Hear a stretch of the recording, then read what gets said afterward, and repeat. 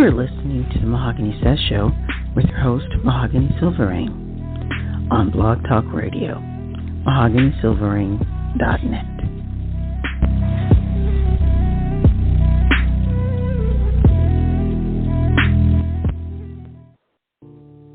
As a Miami nightclub owner, Paolo DeLuca takes to heart the code, a life for a life. He also has a personal code, don't screw the help. However, it's getting more difficult for him to keep his eye off of his sexy bartender, Lyric Mason. He has no time for love, not with a rival gang muscling in on his counterfeit business. And when hell breaks loose, heads will roll. Lyric's grandfather warned her to stay away from the DeLucas. However, needing to pay for art school, Lyric does what she must do. But when she sees counterfeit bills filtering through the club, it brings her up close and personal with Paolo DeLuca.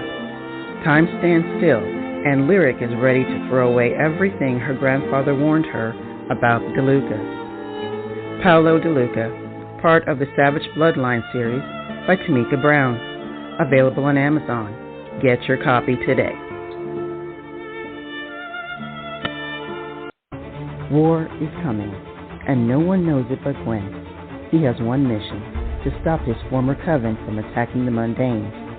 Only then can he return to his quiet life, until he meets a beautiful time traveler with bad news about the future. That was the goal. Her presence, however, complicates everything as matters with the Mundanes go from bad to worse. He can't turn a blind eye to their attraction, nor can he go back to normal without a price. He must find a way to save the world and have her, too. Pandora's Kiss, an Asian male black woman time travel fantasy romance by T.B. Bond, available on Amazon in both Kindle and paperback. Get your copy today.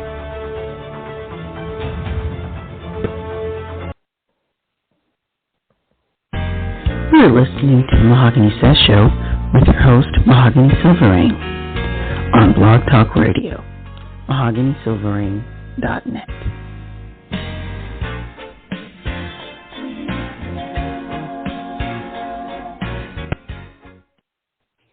Hello and good evening, everyone. Thank you for joining me on the Mahogany Says Show.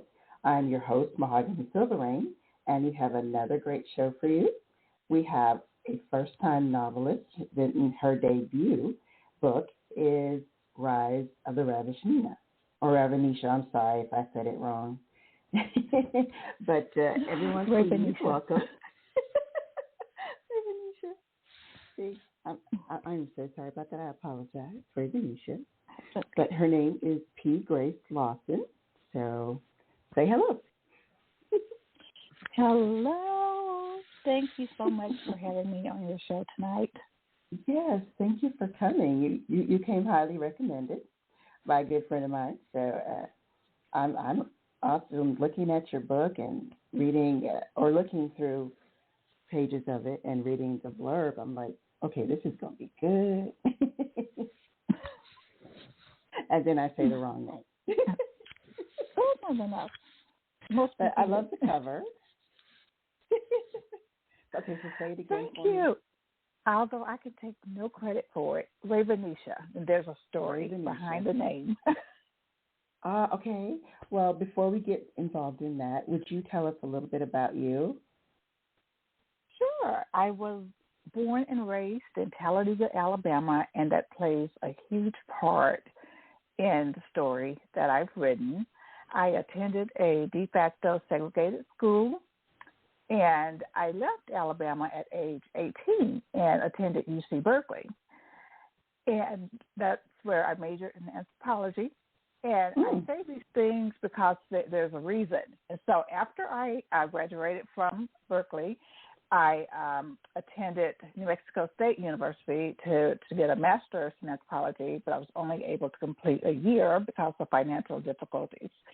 Mm-hmm. And from then on, I just worked a variety of administrative jobs. I've been an X-ray tech, an ultrasound tech, and I say these things because of what don't you hear. I did not major in English.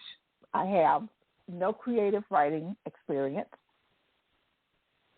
I have a love for horses. I'm a dressage writer, and that plays a role, too, in my story. And I ended up writing this book actually due to a fall in the Poconos and a condition I have called tinnitus. Oh, okay. Wow. Yes, I have constant ringing in my ears, and it affects my balance. And so I always laugh and say I have no business being on the back of a horse, but I really don't. Well, I can't write one. But that's my love. That's my passion. And so I had this bad fall. Mm-hmm. And while I was in bed in this hotel that I swear it could have been straight from The Shining, while everybody else is out enjoying their reunion and family members, I'm in bed in severe pain, and I didn't go to the hospital because I'm just like, well, how much is it going to cost? This is out of state. I think I can make it until I get back to California. But so to distract myself from the pain, I asked myself, what if there were these werepanthers? Well, what if there were these warrior women? And what if they shape-shifted into werepanthers that ate humans? And that was the genesis for Rise of the Ravenisha. Ah, see, and that's right up my alley. Paranormal, yes. Yes, I've always I don't even know if I could write a regular book. But you have an interesting background, so you know everything from X-ray tech to ultrasound. But anthropology, why did you choose that? Oh, boy, there's another story. It was my goal from, oh my gosh, I can't even remember how old I was, to be a forensic pathologist. But I will tell you that both of my parents died in the same year, not at the same time, but in the same year when I was 11. And I remember being at my father's funeral and asking the director about the embalming process. Mm-hmm. And I remember him looking at me, and it took him a long time to answer. And finally, he began explaining, the terms in a way that would be appropriate for someone my age, and the fact that he's talking about my father. And I've always been that person who, I lived in the country, basically, and my sisters and I walked up and down this road to school every day. And when you live in the country, animals get hit often. Mm-hmm. So I would be the one stopping by to see what had changed the day before. So this kind of fed into my desire to be a forensic pathologist. But when I got to Berkeley, that was just smashed to pieces, because I will say that while I was prepared English-wise, I had no problems with classes that involved writing. I was behind math-wise. So, and growing up in my little insular community, I didn't realize what I was missing. I didn't realize that other kids had computers. I remember being in a computer course at Berkeley and not even knowing how to turn on the Macintosh computer. Oh. So, yes, so that my interest changed. During that time when people wanted to go to medical school, we were always told, major in what's interesting to you. Because medical schools were tired of seeing your biology majors and, your microbiology majors. And so I took an anthropology class and really liked it. And I think that's something I actually enjoy learning about people and other cultures. For example, I have had a German friend since I was 12, 13. We started out as pen pals, and we still communicate with each other and visit each other to this day. Wow. That is awesome. And I think you can see my love for anthropology in my book, where I have talk about one of the characters. She's, I'm sorry, I'm getting, I obsidian butterfly, and she's inking, and she also is a werepanther, but she didn't become one by the same means as the African werepanthers. And so that was just my little bit of inserting my my love of anthropology into my writing. Oh, okay. I was going to ask how it ties into that because of the title and some of the things that you have written in the book. And just by looking at the blurb, I'm like, I wonder if she's got anything about that here. Because it seems like it's, you made it like an ancient race or something, or it's Yes, yeah. I did. Yes, and I thought that was really cool. Thank you. Is the thing that's so weird, though, is that around that time, Black Panther was out, but I knew nothing about the Woman King. Oh, okay. And so I remember thinking, everybody talks about, the Amazons. And how can I make mine different? I really love the women warriors in Black Panther, but I thought, well, okay, they've already been done. So how can I make mine different? And my way of making them different was to make them shapeshifters. Oh, that's awesome. And I hope so. And the title came about when I was constructing the story. I knew that I wanted to have these women have, since they shapeshifted into these Black Panthers, I wanted to have a panther play a key role in the story, and so I named her Raven. And then to go overboard, I thought, well, I'm going to make this fictional town in Alabama, and I'm going to call it Ravenswood, Alabama.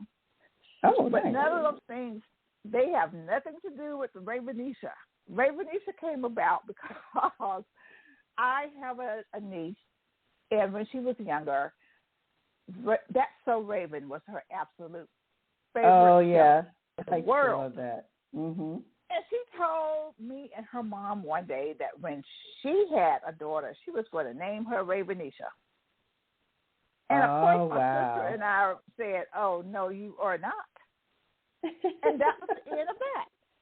And so fast forward 10, 15 years, and I'm sitting at my computer, and I have the basics of my story now, and I'm trying to figure out what to call my warrior women.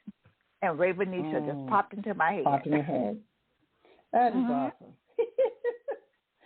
I know. A lot of people say Ravenisha. Yeah, I was thinking Ravenisha too. But yes, now that you've explained that, I see where the Ravenisha comes in. Yes. I can't believe that. I decided to go. I was sitting there thinking, oh, Ravenisha. Oh, that's kind of ghetto. And then, but I went with my instincts, and I said, yes, I'm going to call them Ravenisha, ghetto or not. But it actually doesn't sound ghetto. And then your book cover, I was thinking it was a lost tribe or something. The way it's described, and just looking at just going by the cover, it's what it, that's what I thought. So I was thinking, I love that. Thank you, somewhere. And I'm glad you didn't think that the cover is too suggestive like Amazon did. Oh no, not at all. They moderated my ads because they said the cover was too suggestive. Are you serious? I mean, all these women they have naked chested guys on their books. That's what everybody says. They said you can see her buttocks. Oh my goodness! Because you can see butt cheeks. How are you going to see butt cheeks? She's squatting. I know. Wow. That is so weird. I mean, Thank you, but it is. It looks really, and the fact that her eyes are glowing, that green, like a panther. Yes. I really lucked out. It just, with the artist. It jumped out. Like, I don't care what this book is about. That is an awesome cover. Okay, there's got to be something going on here, and she didn't. Whoever designed your cover did an excellent job, because between the eyes, the title, and just the way that she is, I'm thinking, okay, this has got to be something. Sure enough, I was like, yes, she's a shapeshifter. So, so that got me. Yes, you got it. Yes. Yes. I could definitely see that. Give Xavier many, many, many things. He is actually a Spaniard. Uh-huh. And we communicated just, over the internet. I gave him a synopsis of the story. And I told him I didn't even tell him really what I wanted on the cover. I described the women to him, and this is what he gave me. Wow. He nailed it. He nailed it. Yes. He nailed it. And hopefully people will have the same reaction with the second cover. Yes, I saw I'm that. laughing because I better catch up before she finishes the second one. Yeah. Yeah, wow. The second one is done. Oh, see, but I wanted to go back to when you said ancient warriors. It is about a sect of the Amazon warriors who go off and live on their own once their village is overtaken by these men. And so one of the warriors, Queen Idia, is just out hunting one day, and she rescues this baby panther. And this demoness appears to her and offers her basically a deal with the devil, that she will give her and the others eternal life, great strength, the ability to shapeshift into panthers, and in return, they're to be loyal to her and help her spread her power. And wow, that was the beginning. And what's so interesting is that I had some things about African religion in the beginning, and this retired professor read my very first draft, and she said, "Did you do any research? I don't think Africans view religion like this." I was molded. Oh, because I was just like, well, "This is my book. It's from my imagination. Why? Thank you. Are people going to be looking at that?" And it turns out, yes, people are going to be looking at stuff like that. Yes, you always have the ones that they pick it apart. It's like, it's just a story, okay? Yes, that was a learning lesson for me. So it made me actually go back and do my research. Yes. Because they had many gods, so and different traditions from tribe to tribe, actually. So yeah, you really could have just made up something. But yeah, it's better when it's like based in truth somewhere when you do your research. Yes. But just your artist. I could tell. I could think. I could picture Amazon forest. Definitely. But the fact that these women, and even with the release of The Woman King, it's like right on time. It's just more so because I love that movie, and it's based in truth. So there really was a set of women warriors who protected their king. So so I'm glad it was the Black Panther made a nod to them as well, and that's what his the Dora Milaje were after the OG. So they were modeled after them. So and the fact that Black Panther was written by two white men, that was more amazing. So they did some research. So I have to commend Stanley on that. But I mean, he's late Stanley, but yes. Yeah. And yours is definitely. That's one of the reasons why I felt and still feel that it's important that we write our own stories. Yes. I mean, we were talking, before the broadcast, and I was just saying, oh my gosh, I didn't know you had written all of these books. If I had, I definitely would have been reading them. And, yeah. And you're right, it's about promotion. We have to somehow get the word out. Yes. I mean, through Twitter, through all social media platforms, Instagram, Tumblr, even Pinterest. So, yeah, there's lots of ways, and Facebook is, with the Facebook ads, but even TikTok. There's a lot of I don't know on about TikTok. Twitter now, though. Yeah, you get a lot of interesting people on Twitter, and I've really retweeted other authors, so they in turn started tweeting my books. So it was like you said, we do that cross promotion, and they may have a larger readership than I do. So then their readers get exposed to my work, and my readers get exposed to theirs. So it's a win for both of us. So because we're not in competition, it's not a competition. Right. So we help bring each other up, and you got to I have to introduce you to our circle of authors that there aren't very many that are paranormal. There's maybe a few out of the ones who write, romance. There's only a few of us that actually gets on the paranormal. So, yes, I was like, oh, yeah, you got it. It's like, yeah, she's got it. She's got a good start. Yes. So, you need to enter your cover and do a cover contest. Have you ever heard of allauthor.com? No.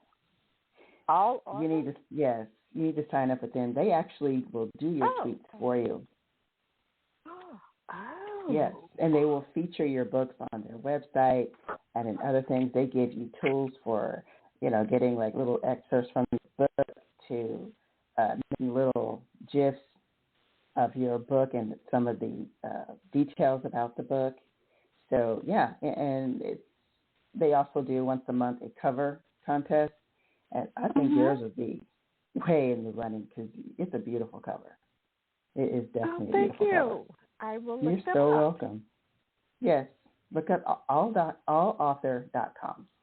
I mean, it's like, I think for like 6 months or for a year, it's like $59, something like that. But it is so worth it because there's so much that they do.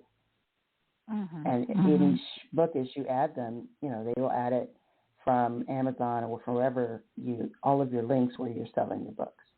So it's another way of, putting yourself out there to grow your audience. Because, just by looking at it, it's like, people got to see this story. They got to read this. Because I definitely know my readers will love this because it's paranormal. So, yes. And then it has this depth of truth and with the women warriors. And we definitely need that girl power in an age where, women need to be heard. And little girls reading books, they need to have these women to look up to. That, yes, we can do that. We're not always the damsel in distress. We're the heroines of our own story. Yes. Exactly. Exactly. So see, you're right on it. You got the pulse right there.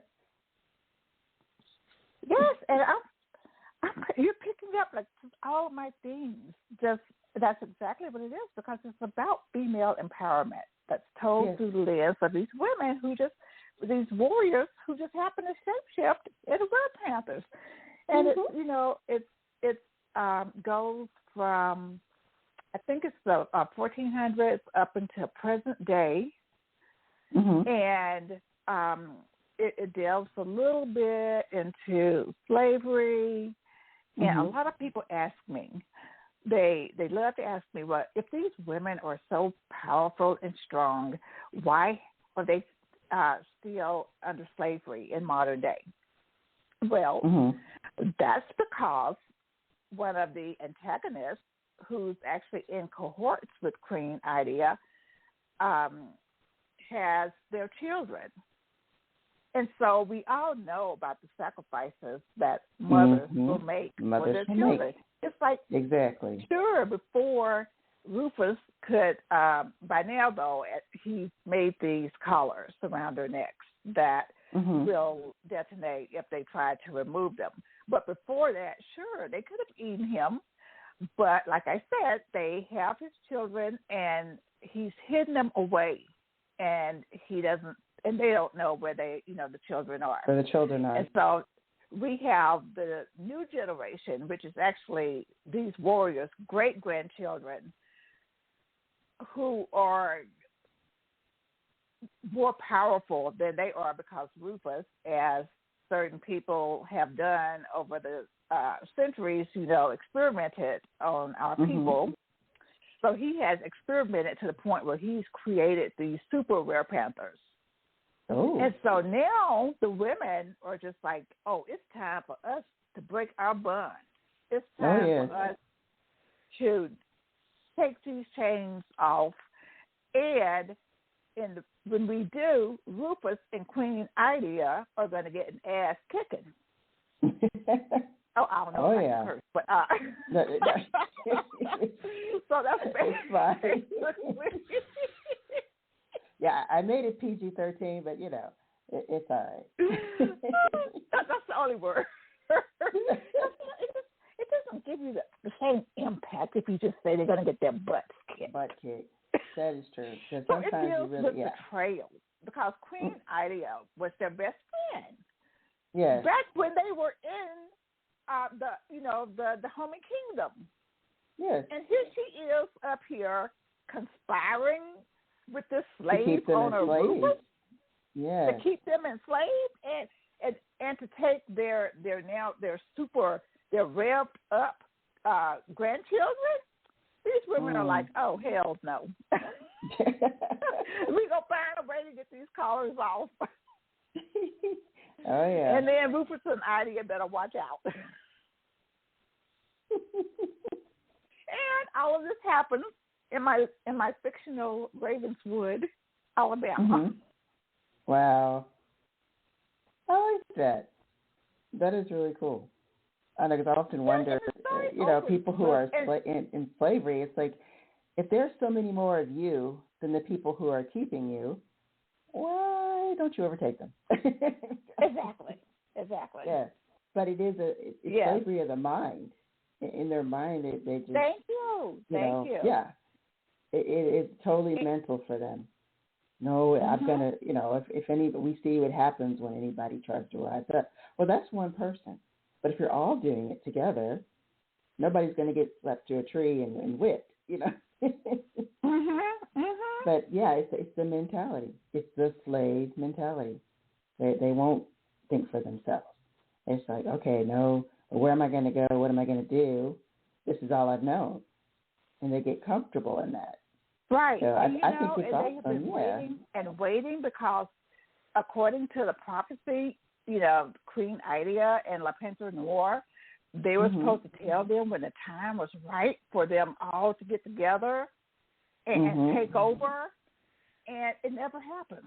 So finally, they get the picture. Oh, these efforts been turned against us, Yep, somebody lied. And I tried to throw in some of the things I experienced growing up. For instance, the novel opens with the women along the side of the road picking poke salad. Okay. And I remember when I was a little girl, my mother and her sister in the car. We were in the car, and we were driving along a country road. And my sister, my mother's sister said, "Margaret, stop the car. There's some poke salad." And I remember my mother parking the car, getting it over, and then picking the poke salad, going home and cooking it, and letting me try some. Okay. And I thought, well, today's kids don't know anything about poke salad, so I'm going to put that in my book. Okay, so now you've got to tell us what is poke salad. I mean, it's a plant that you... Oh my goodness, yes. It's a weed. It's actually poisonous. Oh, okay. Oh. It's a delicacy, in fact. And wow. People eat it with the wild onions that also, just be growing along the side of the road. But yes, it's I guess people learn it through trial and error the times of the year when they can pick it. when it won't kill them if they eat it. Oh, okay. Yes. That's like a pufferfish. Mm-hmm. Yeah, you have to make sure you take out before you eat it. A certain way you have to cook it. So, okay. Wow. Yes. I know I wouldn't try to pick any now because I would not know what I was doing. I was a little girl. Yeah. Like I said. But that memory stayed with me. Mhm. Wow. That is something. See, I learned something new because I had no idea. I was like, okay, she's going to explain in a minute what it is. Poke salad. It's like a kind of like a greens when you cook it. Mhm. Okay. And greens are good. Yeah. I never really had any until I moved to Georgia. I didn't grow up with that. Between Louisiana and Texas, I just didn't eat greens. I'm serious. My mom would make, smothered pork chops, and we had pig's feet that we would eat, especially with some hot sauce and potato chips. Pickled pig's feet, things like that. Pig ears. Yes. But I never, we didn't have greens. We had a lot of seafood. And that's what I grew up with as well, gumbo. And you know what? Yes, mm-hmm. I did not grow up with a lot of seafood. So it had, I'm not a big on seafood. Of course, I'll eat fish, catfish. Right. But if you start talking about crabs and lobster, you're like, that's it. Actually, that's not true. I eat crabs and gumbo. Yes. Oysters, no. I guess it just depends on where you grew up. You grew up. Like my mother cooked things like she would fry rabbit. Oh, I'm sorry. Fry rabbit? I said no. It depends on your environment where you grow up. Yeah. Mhm. It just if it's not popular in where you live, and whereas we were in New Orleans, we were near the river, so you could smell the shrimp boats, and when they would come up, and you could buy shrimp off the side of the road because it just came off the boat. It was fresh, as fresh as you could get. You take them home and cook them, so And a lot of people that are not raised with that are not used to that. They're like, oh my God, what is that smell? I'm like, that's shrimp.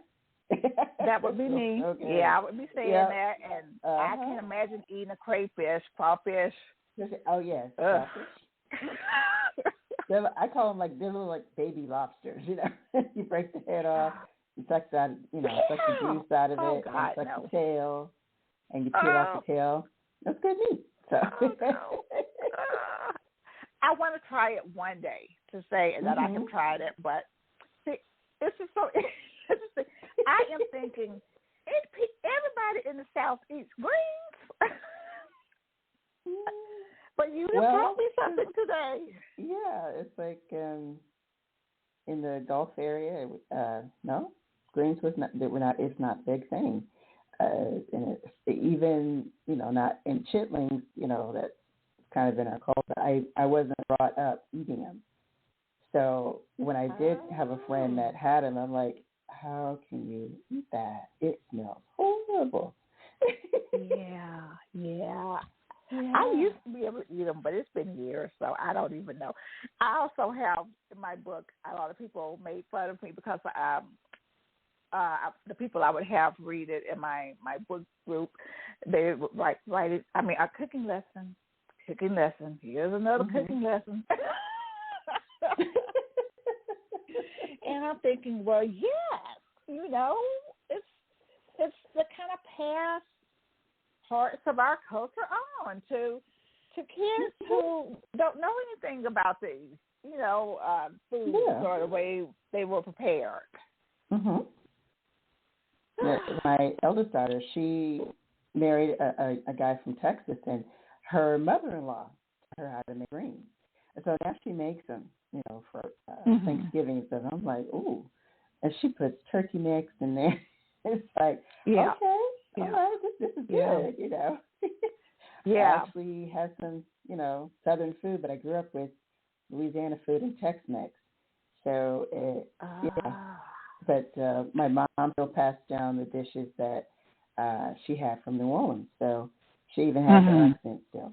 So that's for gumbo, jambalaya. And she used to make, call them pralines, but it's the candy. Oh, yes. That she put pecans in. I remember we had this huge pecan tree in the backyard, and then we crack open the pecans, and she was like, "Okay, go get the pecans, and I'll make it." Oh Lord! So so country we ate had half of them before we could. You know how you be like opening the presents, like we're doing all this work, most man. of the ones we picked. She's like, "Save it for the candy." Yep, but the candy was so good. It's like, oh my goodness. Yep. Mhm. Yeah, and I really think though, I used to hate my upbringing, but now I'm thankful for it because my sisters and I didn't grow up, I think, as regular kids did. Of course, there's the fact that our parents died when we were so young, but it was our father also was 20 years older than our mother. So my father and my mother's father were both born in 1913. Wow. And so when my parents died, they decided that his sister would take care of us. And it was like, a complete generation gap. Yes, we grew up with rules that I know the kids in my class did not have. So, but some of those things came out, you know, as I was writing books. So I have to be thankful, and while it was sorrowful that we lost our parents, they're just definitely made us who we are today. Helped shape, who we are. And growing up in the community that we did, we grew up with these stories of our grandfather and other men in the community bringing the first black doctor into the community and fighting off the Klan. And on my mother's side, we grew up with stories of our grandfather spitting in this white man's face in a courtroom, and he didn't get lynched. In Alabama? For real? Yes. Yes. We grew, and these are the stories that my sisters and I grew up with. And I don't know, I just, the people just seemed, at the time, just fierce, especially my mother. And she is definitely an inspiration for the warrior women that I write about. Well, you know, we write what we know. And it seems like everything has contributed to who you are now. And you're right. We shouldn't begrudge how we came up because that's part of our story. And literally, just listening to you tell me this, I'm thinking, okay, she has put a lot into this book. So there's a lot to draw on from that. There's a lot to draw on. I put my character, Teddy, is a dressage rider, and so many people wanted me to take that out. And I'm just like, no. I want people to know that black people ride horses too. It's not just white people, and it's not just Western. No, it's not just people out West. And there's a whole, it's a big deal. And it's just one or two chapters. So I always tell people, and if you don't want to read it, just skip over that chapter then. Yeah, it may not be for you, but it's for somebody, you know. You never know. My youngest daughter, she loves horses. If she could have a ranch, she would love horses. And she would breed them and ride them because she loved. I was like, we didn't grow up with horses. How is it that you are in love with a horse? Oh. And she has this love for them. Not riding them. Yeah. But my grandfather, my earliest memory is of him riding his horse, and my mother's father, so my other grandfather actually got me a pony. Oh, but that little thing was so mean. It used to buck me off every time. So my father gave him away, and that was it for my horse riding. Goodness. And I didn't start back and truly learn how to ride until I was mid-30s. Oh, wow. When that happened. Oh, but, okay. But if you go ahead. I always say if Queen Elizabeth was riding when she was in her 90s, there's hope for me yet. Maybe one day I'll learn to ride and not fall off so often. Yeah, I couldn't do anything like have the horse trot or run because that's a lot of on my back going up and down. Oh yes. Yes. I would still love to just be in a horse and at a slow pace. I was a little afraid to do it last year. The black cowboy. We have a history. There's the black cowboys. Yes. I didn't know in World War when we had a black cavalry. Yes, it is. I'm gonna put this in my book. I'm gonna put something. It's gonna be something in every book I write. That's it. It's just like it's only a chapter, but it's gonna be in there. I mean, think about it. They were the ones who took care of the horses, during the Civil War. They were the slaves that took care of the horses. So, of course, they knew how to ride. They knew how to take care of that horse. They worked on, the horseshoes, and some of them made the horseshoes. So, of course, that's not new to us. But, yeah, exactly. We had a whole history. We were the ones riding the horses at the Kentucky Derby. That's right. You're absolutely right. And that's like I know people think, okay, they got the little horse jockey in the front yard, but you're right. They were. Yeah. They were the somebody gave me a bad review, and he should have just admitted that the book was not for him. Right. But he took issue with my putting slavery in the book and incest. Oh my goodness! For real? Has he seen Game of Thrones? Even House of Dragons. I mean, she marries her uncle. Come on. Yeah. And again, I'm writing from experience. My mother's, my great grandmother's father was her mother's father. It's not like I'm not telling the truth, but it is an issue that. Oh gosh, I'm going all over the place. My book is in the process of it's going to be pitched to some production companies in Hollywood. Mm-hmm. And nice. I've already been told that they're going to have a problem with the slavery and the incest, and they're probably going to take it out. Okay. And but it's part of the story. It is. And it really did happen. I know, but I've already been told that. There will probably. It's like you just don't want the truth that sometimes slaves were put together and, not realizing that since they were separated, they didn't realize that was their mother that they were making the son sleep with. Right. So they didn't have any, And they, they would do that a lot. And I think that's where the term, MF came from. From what I was told. Okay, I don't know if it's really true, but this is what my former pastor was talking about, that the part that people don't tell you about, because not a lot of people know that. So they were closely related. And because so many families were separated, they didn't know what their son grew up and looked like or who they were going to be. Yes.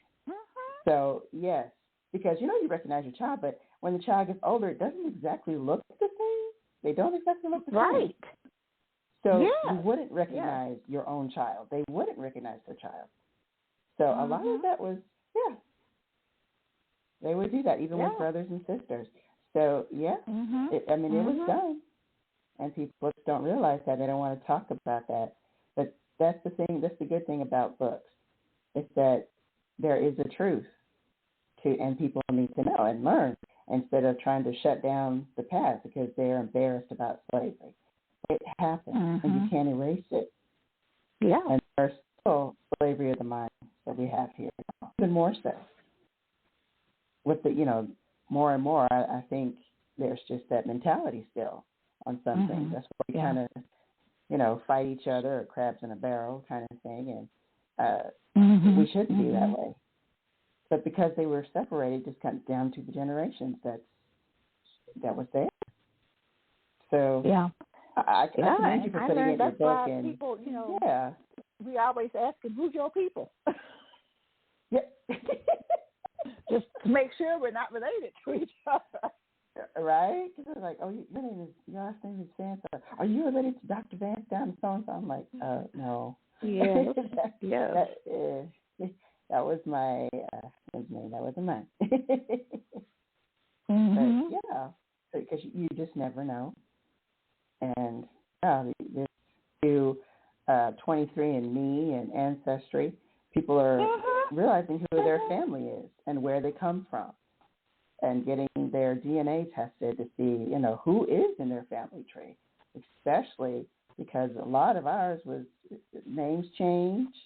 When they came from Africa, they gave them the slave owners' names. So, yeah, I think that is awesome. And I had slavery in my vampire book because that's when she became a vampire during slavery time. So, no one asked me to remove that. It just makes sense. And look at Interview with the Vampire. Same thing, Anne Rice's books. They didn't tell her to take it out. Yes. Yeah.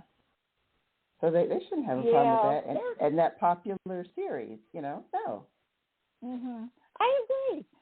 I can't do anything about the reviewer because I don't even know why he even bothered to read the book at all, because it was obviously not. I'm learning all fantasy is not the same. My book falls under speculative fiction. I think he's more one of those epic fantasy people, so it was total mismatch. But as far as your cover production companies and stuff, I know. Your cover. He wanted to find out who that girl was.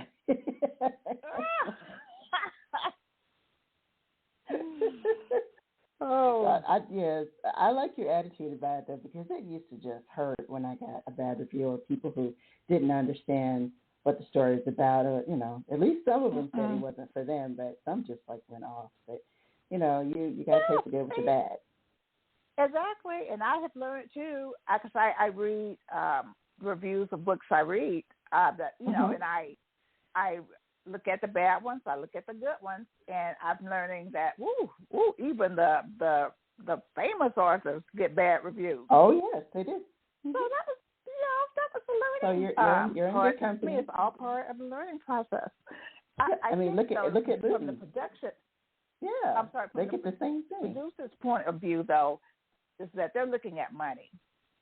Yes. And they're thinking that if it's a series, then it's going to be expensive going back in time. But we shall see.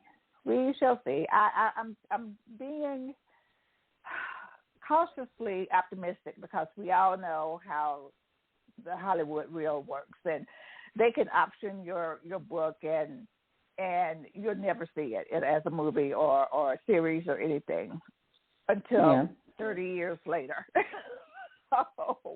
But, there's always that chance, and Tyler Perry kept pushing and pushing and pushing, even starting out living in his car. So I'm thinking, look, if he can do it, you just need to find the one producer that will say yes to everything. Because I am sure there's lots of stories that it took a long time to tell because maybe producers weren't, open to it, or they just didn't think it would be trendy or anybody would watch it. But because they kind of go with what's trendy, but there's always that one person only needs one yes. You only need one yes, and that's what's going to make. I mean, I see the movie. I say movie, but I mean, but it's a series, and like you are writing this, you've written the second book, right? So I could definitely see that as a movie. Yeah, and I don't we mean Lifetime. decided he's going to pitch it as a series because he said the movie would be really expensive. Yes, it would. And, you know, I'm a first-time author, so she thinks she'll have more success pitching it as a series. Mm-hmm. But that's amazing. This is your first book. I mean, do you know how many people have lots of books and have never been approached about it? That's a series. So you come in right out the gate with it. That is awesome. That is a real blessing because that does not happen to a lot of people. It is. This whole journey has been a blessing because I never, ever pictured myself being a writer. Oh, okay. Well, I never pictured. To this day, I don't know where the words came from when I wrote this book. When I came back to California after that trip, I got up. I was at this computer at 7 every day. I'd write until 2 or 3. And again, I don't know. I don't know where the stories came from. Well, that's your imagination and your gift and talent that God gave you. So, not everybody's a storyteller. So I say that's true. That's if true. you have that in you, you never know. I mean, I've worn several hats in several jobs that I've had over the years, but so far the best one is doing exactly what I do, writing and sharing my books with people. And then also promote. My other love is promoting people. So, I mean, I love doing it. So I love having people on my show who are new or some old or some really famous and some maybe not so famous, but it gives people a chance to listen and find out new authors or discover an author they never knew was out there. So, and I love doing this. It gives me joy to do that for others, especially because the trial and errors that I've gone through. I want to make it easier for someone else that's just coming up like, ooh, I would like to write a book. And I've had lots of people tell me that. I was like, well, why don't you do it? Yeah. I'm all over the place. Yeah. I said, you can always get a ghostwriter. It's your words, but somebody else is writing it. But it's still your book. So, there's ways of doing everything. So, but before we lose any more time, it is. Do you have a website or anything you would like to share with my listeners so they can find you? The book is on Amazon and paperback and Kindle.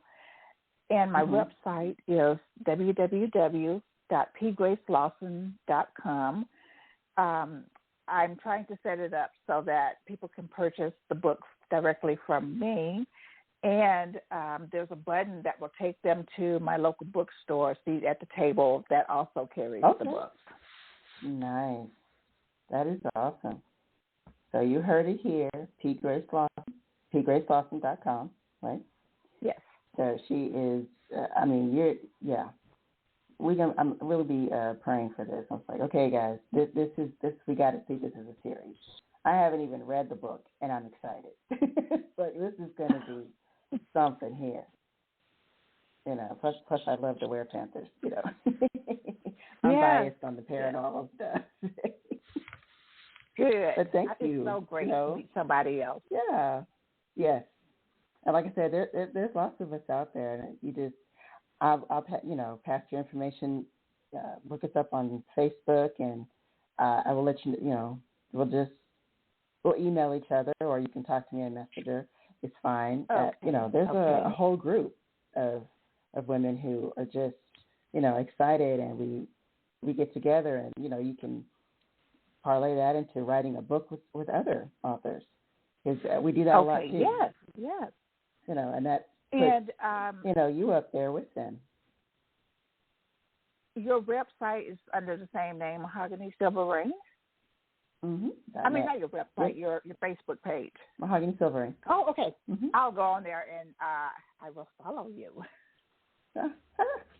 Well, thank you. I'll follow you back. And if you do get Twitter, make sure you follow me, because it's the same thing, Mahogany Silver, but it's Mahogany Silvering on my... Oh, yeah, Lord. I guess I'm just going to have to get used to it. I'm just going to have to get on Twitter, dang it. Yes. Be more active. There's a huge audience on Twitter. There's lots of readers, and the other authors will see it and also pick it up. And people that I don't know have retweeted me. So, yes, that's a huge thing. Dang it. Okay.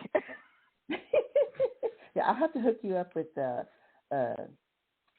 Sormag, the leader of that, Shonda Hoffman. She is a great resource. She helps tell you how. She tells people. She's written books on how to get your books out there and how to market and get your books even more. Yes. So I'll have to send you her link as well. So yes. So send me a message and let's keep in touch. I would love to have you back on the show. So you can let me know about the second book, so we can chat again, and because I've enjoyed having you and learning a lot about Alabama that I didn't know. I even learned a new food. See? Oh my goodness! You just never know. Yep. Now I need to find somebody who's an adult. I know I had one lady on here, Sable Hunter. She makes gumbo, but she browns her roux in the oven. And I never thought to do that. Yes. Oh. I was like, oh my goodness. I would have saved so much time because, we have to stand and make sure brown the flour, and get it to the color that we want before we add our vegetables and water. And, she said, oh, no, I throw mine in the oven.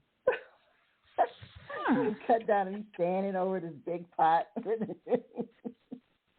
Trying to make sure the flour doesn't Not that I'm a gumbo chicken expert. But see, that's what I'm saying. I never know what I'm going to learn talking to different people and having them introduce, That's why I was like, tell me about yourself and what makes you, because a lot of people, they love authors, but they want to know more about them. What makes their stories unique. And they want to know about your life and, who you are. So, because some people hear about you and they're like, oh, I don't know what she's, what does she write? But she sounds interesting, So you never know who's going to be listening. And it may be another country because I've seen my demographic reaches out that far for listeners. So they'll start to look you up. Tell us one more time your website and where they can find you. www.pgracelawson.com. All right. And there you have it. I wish everyone a huge thanks. I know and next week is Thanksgiving, so we're probably not going to have a show next week, but I will, we'll be back on the week after that.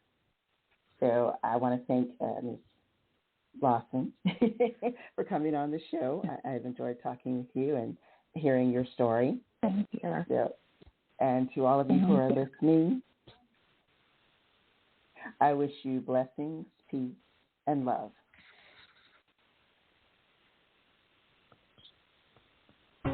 War is coming, and no one knows it but Gwen. He has one mission, to stop his former coven from attacking the mundane. Only then can he return to his quiet life, until he meets a beautiful time traveler with bad news about the future. That was the goal. Her presence, however, complicates everything as matters with the mundane go from bad to worse. He can't turn a blind eye to their attraction, nor can he go back to normal without a price. He must find a way to save the world and have her, too. Pandora's Kiss, an Asian male black woman time travel fantasy romance by T.B. Bond, available on Amazon in both Kindle and paperback. Get your copy today.